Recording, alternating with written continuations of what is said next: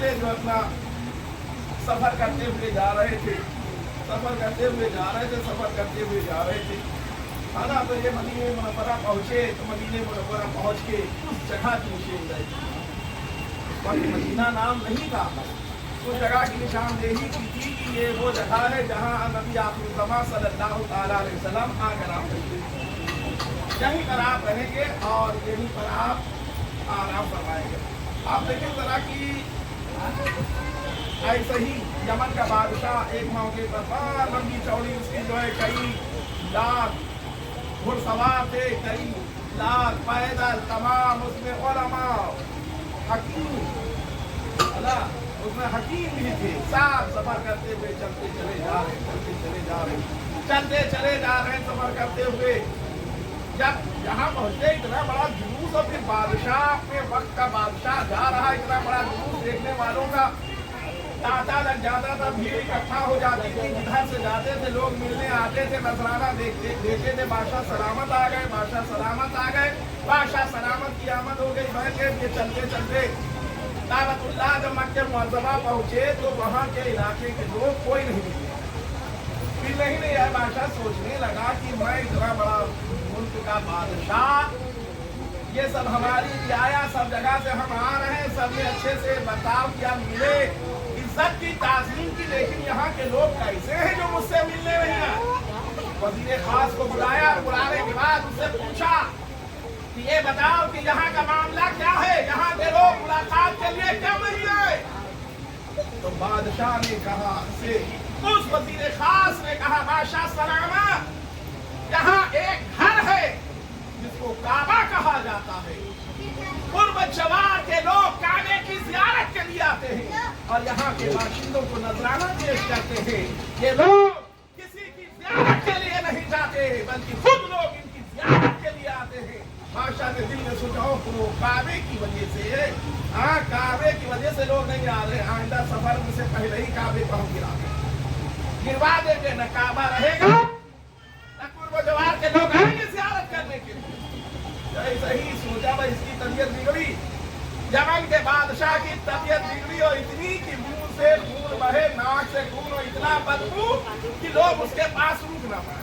जितने भी हकीम थे उस वक्त इलाज करने वाले थे, सबको बुलाया गया कि देखो इलाज कर, लेकिन जो इलाज किया जा रहा था मर्द बढ़ता चला जा रहा था। जैसे जैसे इलाज हो रहा था मर्द बढ़ता जा रहा था, जो इलाज हो रहा है मर्द बढ़ता जा रहा है। शाम के वक्त इस काफिले में जो सबसे बड़ा आलिम था, आलिम रब्बानी, वो गया बादशाह सलामत की खैरियत पूछने। जब पहुंचे तो बादशाह से पूछा तो बादशाह ने कहा कि मेरे आलिम आप मुझे देखें, क्या हुआ है। जैसे जैसे इलाज किया जा रहा है मर्ज बढ़ता चला जा रहा है, हमें हो क्या गया। गौर और फिक्र किया और कहा, ए बादशाह सलामत, आपको आसमानी मर्ज हुआ है और जमीनी इलाज किया जा रहा है, इस वजह से आपको आराम नहीं मिल रहा है। कहा ये क्यों हुआ। गौर करके बताया कि मेरे बादशाह के दिल में कोई बुरी बात आ गई है, बुरी नियत कर लिया है, जिसकी नहूसत की वजह से उसको ये मर्ज लग गया। बादशाह सलामत, अगर तुम सही और सेहतमंद होना चाहते हो तो तौबा कर लो अपने उस बुरे इरादे से। अब इसने दिल में तौबा किया, ये मैं तौबा कर रहा हूँ जो मैंने सोचा था काबे को गिरा देंगे। ए मौला, तौबा करना और मैं सही हो गया तो काबे पर मैं गुलाब चढ़ाऊंगा। ये मन्नत दिल में मान लिया। जैसे ही उसने तौबा किया वैसे ही खून का निकलना बंद हो गया। नाक से, मुंह से, नाक से जो खून आ रहा था वो निकलना बंद हुआ। धीरे धीरे सही हुआ। जब ठीक हो गया तो इसने हुक्म दिया कि एक चादर पेश। हम लोग भी अपने हैसियत के हस्बे हैसियत चादर पेश करते ना। अब बादशाह, इतने बड़े मुल्क का बादशाह जब वो चादर पेश करेगा तो उसकी चादर तो फिर चादर ही रहेगी ना। चादर बनवाई और बनवा के काबे के ऊपर चादर पेश की। ये पहला है कि काबे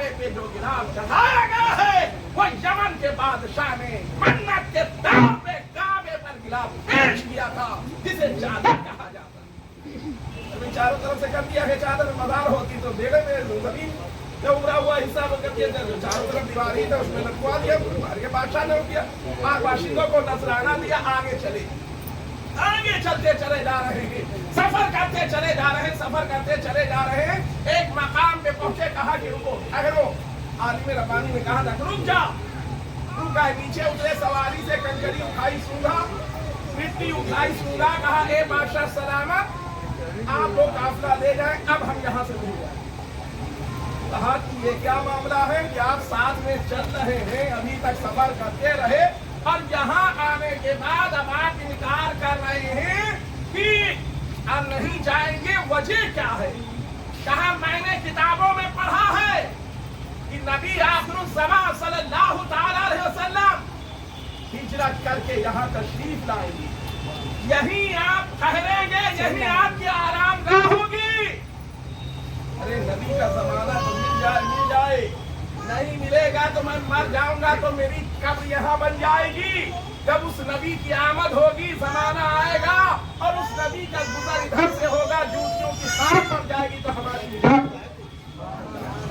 हमारी निजात हो जाएगी। बादशाह ने कहा ये मामला है, इसने हुक्म दिया कि बहुत से मकान बनाए, बहुत से मकान बनाए गए। इसके बाद एक खत लिखा और लिख के दिया इस आलिम रब्बानी को कि तुम्हें उस नबी का जमाना मिले तो मेरा खत पेश कर देना, और वरना अपनी नस्ल में वसीयत कर देना, नस्लन बादी नस्ली ये सिलसिला चले उस वक्त तक जब तक सरकार सल्लल्लाहु ताला अलैहि वसल्लम का ज़ाहिरी जमाना ना आ जाए। जब जो रुकना चाहे रुके, एक मकान बनवाया था 2 मंजिला, खत लिख के इस आलिम रब्बानी के हवाले कर दिया, काफिला चला गया। वक्त गुजरता रहा, वक्त गुजरता रहा, वक्त गुजरता रहा, वक्त गुजरा और मेरे नबी की आमद हो गई, नबी की जलवागरी हो गई। रसूलुल्लाह ने तमाम वक्त गुजारा मक्के में, जब ऐलान नबूवत फरमाया, मुखालफत बढ़ी तो मक्का छोड़ा, हिजरत किया मदीने मुनव्वरा। मदीने वालों को खबर हो गई कि रसूलुल्लाह तशरीफ ला रहे, मदीने में खुशियां मनाई जा रही हैं, सरकार सल्लल्लाहु ताला अलैहि वसल्लम की आमद की खुशी, घर को सजाया जा रहा है, पकवान पकाया जा रहा है, सरकार सल्लल्लाहु ताला अलैहि वसल्लम की आमद होने वाली है।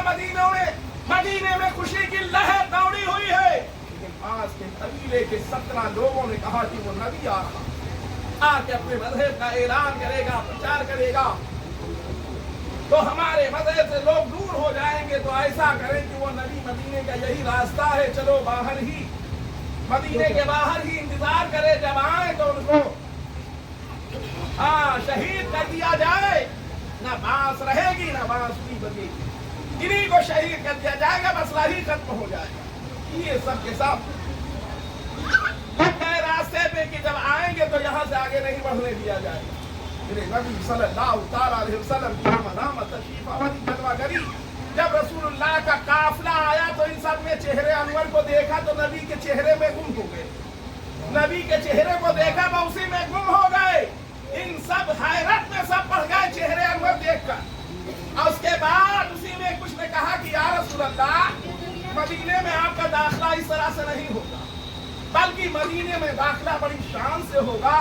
अपनी पगड़ियों को खोल लिया, हाले में बांध लिया, हवा में लहरा दी, नारा लगाने लगे, कहा या रसूलल्लाह अब तशरीफ ले चलिए।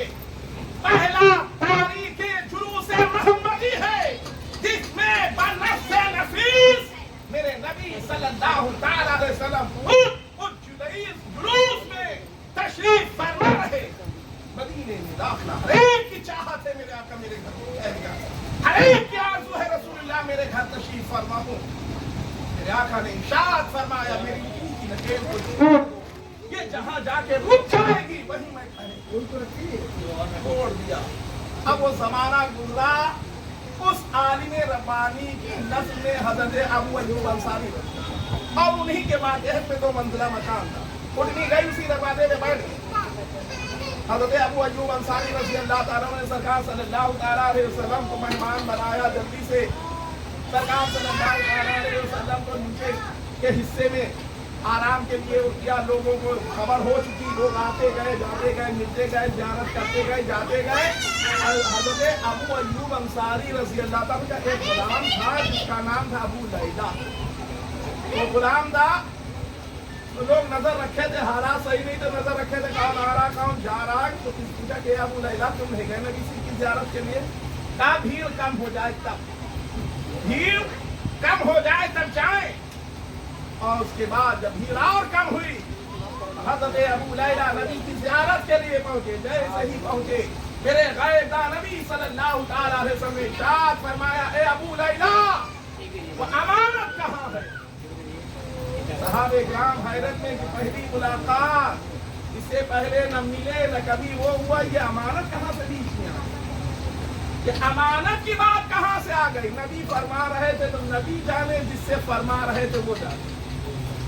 अर्ज किया, या रसूल अल्लाह अभी मैं हाजिर हो रहा हूँ। घर आए, अपने बक्से में जो रखे थे नबी का खत, जो यमन के बादशाह ने 1000 साल पहले लिखा था, वो खत निकाला और ले जाकर रसूलुल्लाह की बारगाह में पेश कर दिया। या रसूल अल्लाह ये खत है। मेरे आका सल्लल्लाहु अलैहि वसल्लम ने उस खत को लिया और पढ़ा। उसमें लिखा हुआ था, यमन के बादशाह ने लिखा, या रसूल अल्लाह मैं आप पर ईमान ला रहा हूँ, या रसूल अल्लाह मैं आप पर ईमान ला रहा हूँ, वो जो किताब आप पर नाज़िल होगी उस पर ईमान ला रहा हूँ। या रसूल अल्लाह अपने गुलामों में मुझे शामिल फरमा लीजिएगा और कल बरोज़े क़यामत मैदान महशर में मेरी शफाअत फरमा दीजिएगा। हाँ सोचो जरा, ये है यमन के बादशाह जो 1000 साल पहले नबी की आमद पर, नबी की तशरीफ आवरी से पहले उस यमन के बादशाह ने खत लिखा था और उस खत के जरिए नबी पर ईमान लाए और नबी के गुलाम बने। और जो दुआ के लिए लिखा, या रसूल अल्लाह कल बरोज़े क़यामत मैदान महशर में मेरी शफाअत फरमाइएगा। तभी कहने वाले ने पूछा कि महशर में सभी पूछेंगे सरकार कहाँ है, और सरकार पुकारेंगे गुनहगार कहाँ है। आप जाने कि ये रबीउल नूर शरीफ का महीना है। नारे तकबीर, नारे तकबीर, नारे रिसालत, नारे रिसालत, नारे हैदरी, नारे हैदरी। आप जाने कि अब अपने घरों पर सब्ज रंग का, हरे रंग का झंडा गुंबदे खतरा इस बात से छाता है, उसमें कुछ भी बनाना होना चाहिए। बाज़ लोग उसमें मदीने मुनव्वरा गुंबदे खतरा की फोटो बनी होती है, बाज़ काबतुल्लाह का, कोई बैतुल मुक़द्दस का, कुछ भी नहीं, एकदम सादा होना चाहिए, एकदम प्लेन, एकदम सादा लगाएं। झंडा अपने घरों पे लगाएं, महल्ले में जुलूस निकलता है उसमें शिरकत करें। अल्लाह ने अगर इतना आपको इस लायक बनाया है तो नया कपड़ा बनाए, नया कपड़ा पहने। रमजान में तो बनवाते ही बनवाते हैं ना, रोजा एक नहीं रखते हैं तो ये जो है अलविदा का जोड़ा है, तो ये जो है नमाज पढ़ने का जोड़ा है, तो ये ससुराल जाने का जोड़ा है, ये जोड़े पे जोड़े बनते हैं।